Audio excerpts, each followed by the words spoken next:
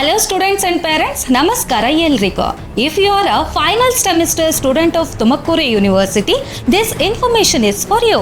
Tumakuru University has announced that all final semester students must complete their no dues process. ಅಂದ್ರೆ ವಿದ್ಯಾರ್ಥಿಗಳು no dues form ಪಡೆದು ತಮ್ಮ department, library ಹಾಗೂ ಇತರ ಸಂಬಂಧಿತ ವಿಭಾಗಗಳಿಂದ ಕ್ಲಿಯರೆನ್ಸ್ ಪಡೆಯಬೇಕು. The process is very simple. Collect the form, get all the required signatures and approvals and submit the completed form to the registrar's office. ಗಮನಿಸಿ, ಈ ಪ್ರಕ್ರಿಯೆಯನ್ನ ಜೂನ್ 27, 2026 ಒಳಗೆ ಪೂರ್ಣಗೊಳಿಸಬೇಕು. Once the no dues process is completed, students can continue their exit formalities without any problems. Students, don't wait until the last day.